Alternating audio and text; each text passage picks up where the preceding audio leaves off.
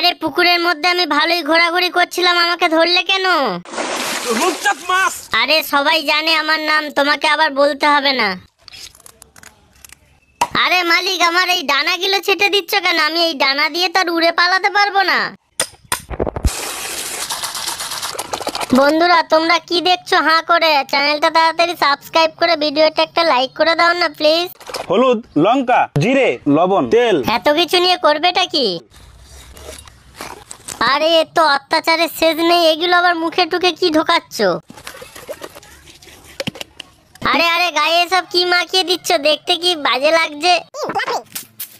শালা কি ঢ্যামনা মালিক, আমাদের আগুনের মধ্যে ঢুকি দিয়ে খুব আনন্দে নাচছে।